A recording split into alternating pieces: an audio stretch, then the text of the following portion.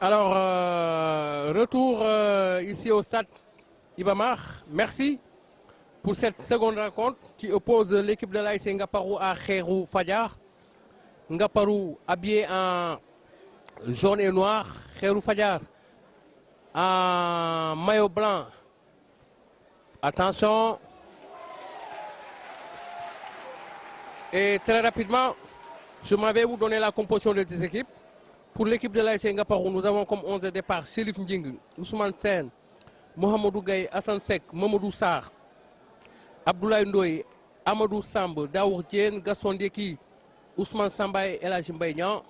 Pour l'équipe de Khairou Fadiar, nous avons comme 11 de départ Mamour Diagne, Youssouf Ngom, Papa Samba Dieye, Mam Diaga Sen, Limamou Kodé Thiaw, Ndongo Diao, Seydina Issa Laye Mbeng, Baye Biram Samba, Ablaye Sambé, Abdoulaye Ba et Seydouna Limamou Ndoye. Partie dirigée par l'arbitre Lamine Ngom. Après 1 minute de jeu joué, 0-0 entre ces deux formations pour cette rencontre de la zone 6 playoff.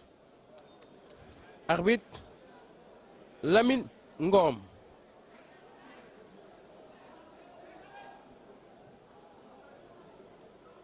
Long dégagement.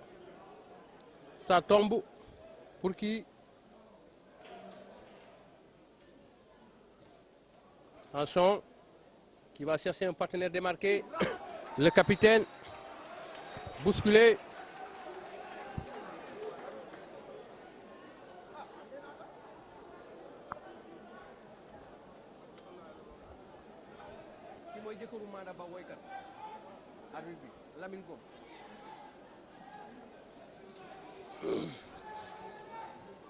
Alors, coup franc pour l'équipe de Khairou Fadiar.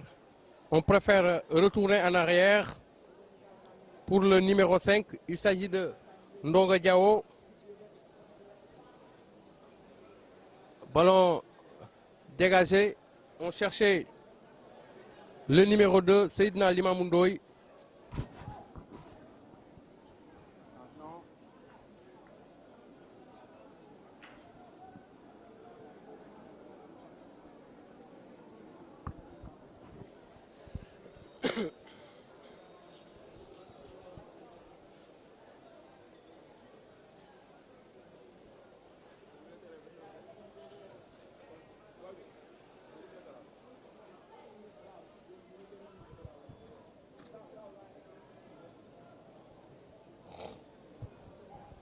Attention. Ballon dégagé. Et c'est pour l'équipe de Ngaparou. Une touche. Ousmane Samba. Touche rapidement jouée sur le côté gauche. Ballon perdu pour le capitaine.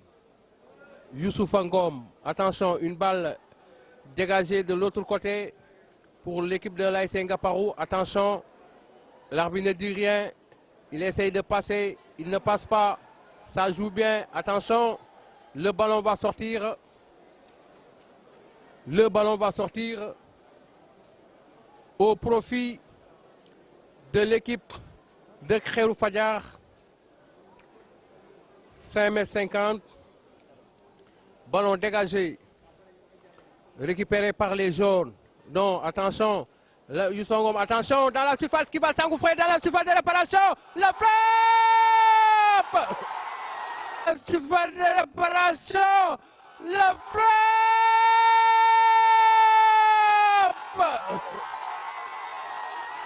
La surface de réparation. La frappe! Et c'est l'ouverture du score! L'ouverture du score à la 4e minute de jeu. L'équipe de Khairou Fadiar vient d'ouvrir le score par Seydina Limamou Ndoye qui vient de battre le gardien de l'équipe de Ngaparou, permettant à l'équipe de Khairou Fadiar de mener sur ce score de 1-0. Ah oui, ils ont été cueillis à froid après 4 minutes de jeu. C'est parti pour être un match ouvert. Après 4 minutes de jeu, Khairou Fadiar vient d'ouvrir le score. Attention, l'équipe de Khairou Fadiar qui va attaquer sur le côté droit. Pour qui? Abdoulaye Ndoye. Ballon repoussé, la tête, l'arbitre ne dit rien. Attention pour le numéro 10. En la personne de Mam Diaga Sen. Ballon dégagé. Mam Diaga, non. Repoussé par la défense de Ngaparou pour le gardien. Attention, ballon mal dégagé. Il remet ça dans le paquet. La tête. C'est pour toujours les joueurs de Khairou Fadiar. Repoussé par la défense de l'AS Ngaparou. Et c'est pour Abdoulaye Ndoye qui va chercher un partenaire démarqué. Une mauvaise passe. L'AS Khairou Fadiar. Une balle introduite. Attention, le gardien qui sort. C'est un ballon dégagé. C'est un match qui, pour le moment, un match assez rythmé, avec une discipline tactique de fer. Attention, le capitaine qui garde cette balle. Pour qui? Mamour Diagne de Khairou Fadiar, non? Alors, pour qui? On cherchait Mamour. Trop de déchets dans le jeu. Et l'arbitre qui intervient pour siffler un coup franc.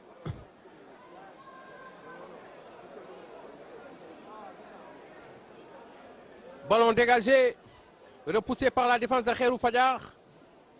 Abdoulaye Diallo, non. Attention, la frappe, ça passe à côté. Plutôt pour moi, c'est Abdoulaye Ndoye, le numéro 11 de l'équipe de l'AS Ngaparou. Et c'est le gardien.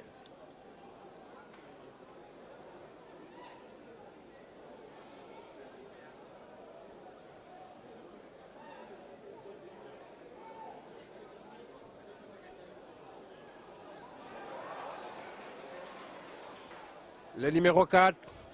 Attention, attention, attention. Le centre est parti. La frappe. Oh là là là là là là. Cette frappe manquée. Cette frappe manquée de Abdoulaye Ndoye. Attention. C'était bien joué. C'était une opportunité pour l'équipe de Ngaparou d'égaliser. Mais malheureusement, c'était une frappe manquée.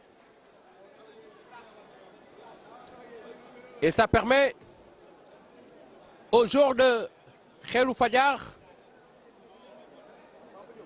de repartir du bon pied. Et là, c'est une rentrée de touche ou bien une remise en jeu pour la défense. C'est parti. On cherchait Abdoulaye Ndoye. Ballon perdu, récupéré par les joueurs de l'AS Ngaparou. On déplace le jeu de l'autre côté. Attention, il est dangereux ce numéro 2 là. Il s'appelle Mohamedou Gaye, il est dangereux. On déplace le jeu de l'autre côté. Qui va chercher un partenaire démarqué, Abdoulaye Ndoye. Non, attention pour le numéro 6. Abdoulaye Ndoye. Et c'est la défense de Khairou Fadiar qui s'interpose pour sortir ce ballon.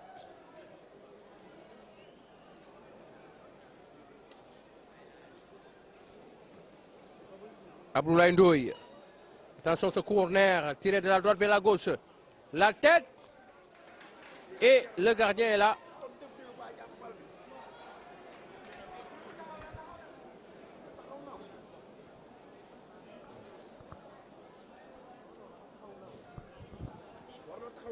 Attention, Abdoulaye Ndoye.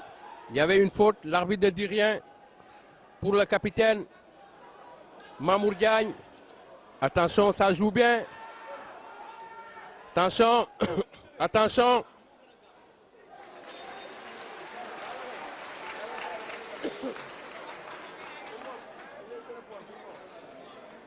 C'est un match qui s'anime pour le moment des deux côtés. Et là, c'est un corner pour les joueurs de Khairou Fadiar. Corner tiré par l'Imamou Kodé Tchao. Le corner est parti et c'est dans les bras du gardien. C'est dans les bras du gardien Ousmane Sen. Pour le capitaine Chérif Nying. Long dégagement. Ballon repoussé. Pour qui? Le numéro 6, Ousmane Sambou, qui va chercher de l'autre côté. Et cette balle va sortir en touche. Amadou Samb.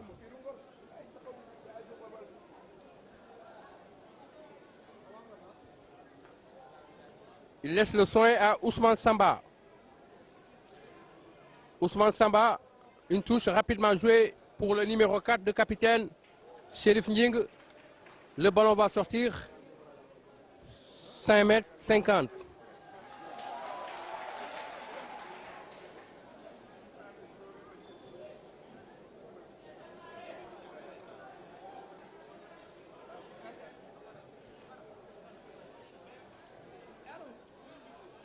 Long dégagement du gardien.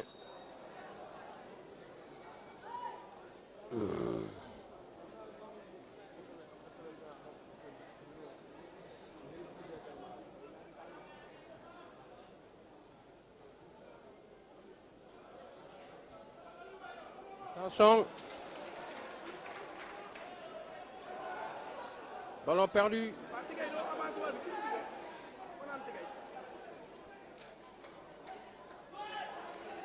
Trop de déchets dans le jeu. Le capitaine Chérif Nying qui perd cette balle. Attention, l'arbitre ne dit rien. Chérif Nying, Mamour Diagne.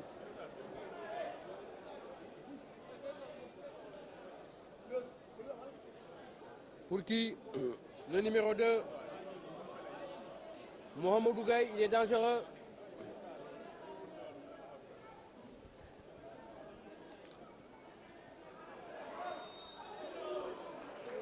Chérif Nying, Mamour Diagne. Chérif Nying, Mamour Diagne.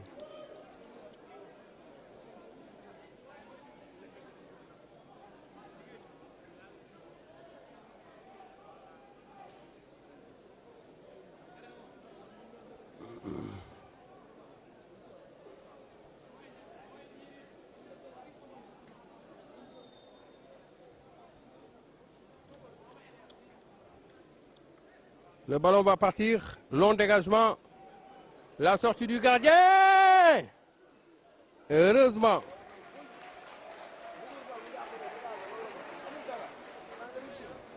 Heureusement, il y avait une mésentente entre le gardien et sa défense.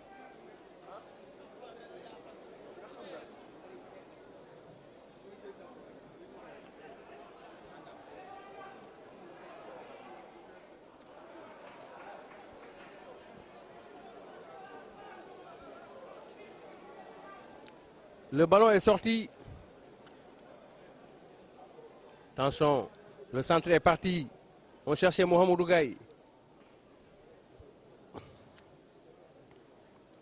Abdoulaye Ba. Le ballon va sortir. En touche au profit de l'équipe de Khairou Fadiar. Après 14 minutes de jeu joué. Après 14 minutes jouées,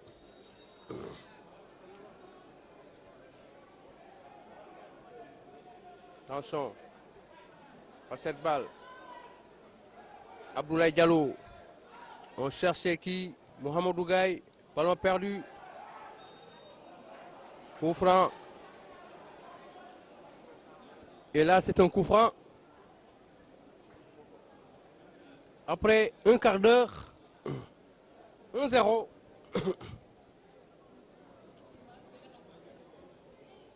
Pour Khairou Fadiar.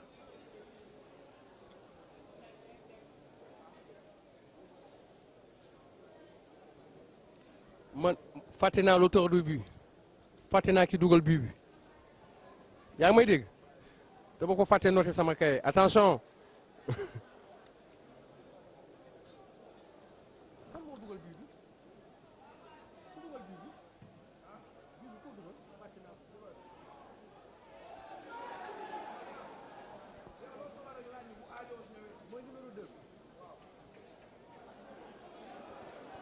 attention Mohamedou Gaye qui va s'engouffrer dans la surface. Il est dangereux, bousculé. L'arbitre ne dit rien.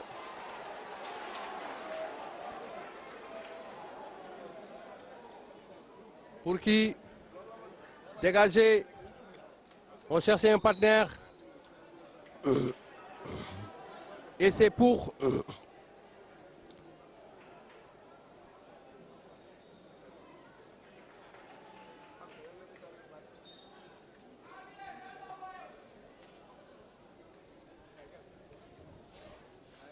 Ce but marqué par Libas, Seydina Libas Ndoye,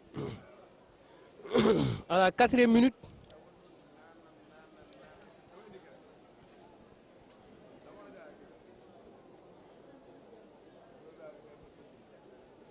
Je vois, caméraman, je vois quelques dirigeants de l'AS Ngaparo qui sont en train d'appeler sur leur téléphone le marabout pour lui dire que c'est compliqué pour le moment puisque nous sommes menés. Donc le marabout, il faut faire quelque chose. Il faut regarder en bas sur la main courante. Ils sont en train de téléphoner pour dire au marabout de faire une petite réaction. ñi ngay wax sëriñ bi fi mu ne nii dañoo mëne jéem a lijjanti mbir mi ndax ñu jéem a ñëw égaliser waaye lu mel noonu pour le moment dina xaw a compliqué ña ngaa puus jël na ko jox na ko numéro 13 bi lu muy def delloo na ko góol bi. C'est pour son gardien. Ce qu'il est en train de faire là, c'est dangereux. Il faut qu'il mette du sérieux, le gardien, là. Attention. Mohamedou Gaye. Attention, dans ses œuvres. Qui va partir. Attention, il est dangereux, ce Mohamedou-là. Malheureusement, il y avait quelque chose. L'arbitre n'a pas sifflé. Il faut sortir le ballon. Il y a un joueur blessé.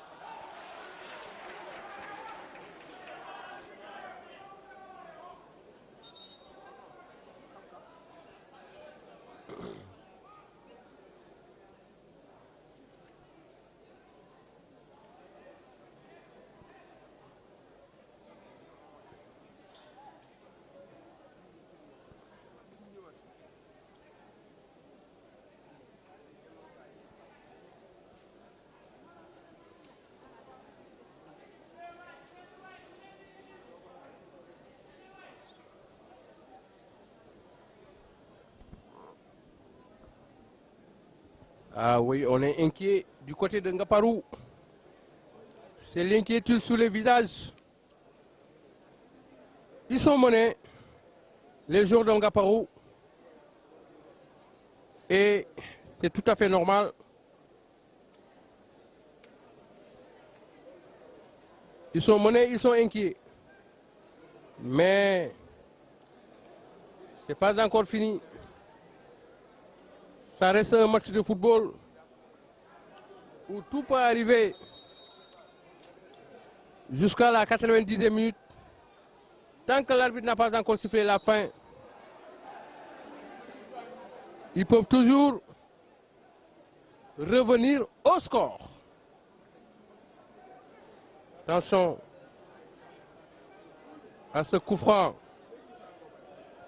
sous forme de corner ouvert, tiré de la droite vers la gauche par le capitaine Chérif Nying.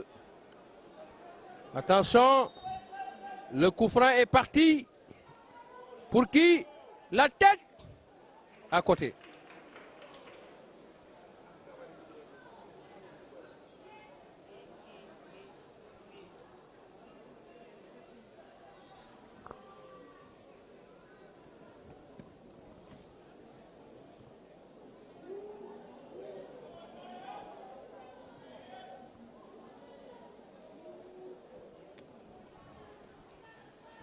Ballon dégagé. Pour qui? Chérif Ning, le capitaine. Attention. Ça joue bien. Hors jeu de position.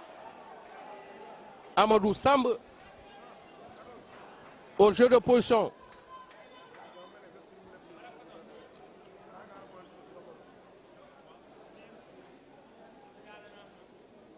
Et c'est pour le gardien. Seydina Issa Laye Samb.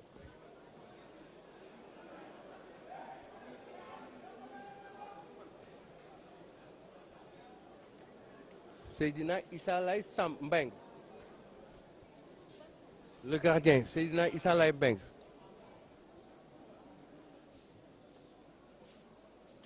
Attention. La tête. Télescopage. Attention. Les blessés. Heureusement.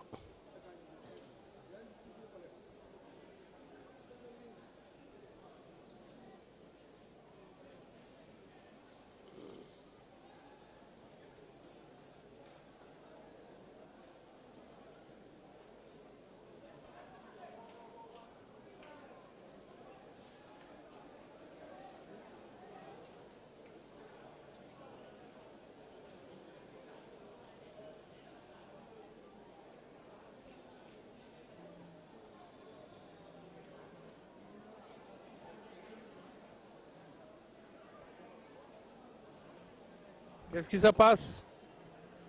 On voit l'arbitre qui est en train de discuter avec les deux joueurs. Ok, c'est fait maintenant. Abdoulaye Diallo, Chérif, qui garde toujours cette balle. Attention, bien joué. Hors-jeu, signalé par l'arbitre assistant. Et vous entendez dans les gradins, ça se respecte. Les supporters qui ne sont pas contents de la décision de l'arbitre. Et là, c'est Khairou Fadjar qui va effectuer ce long dégagement. Position d'Orjo. Signalé par l'arbitre assistant.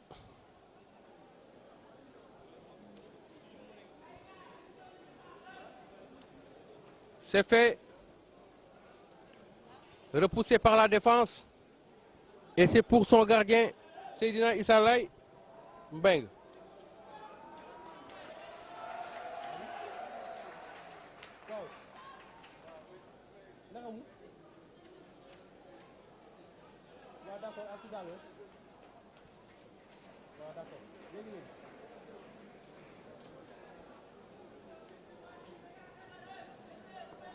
Long dégagement.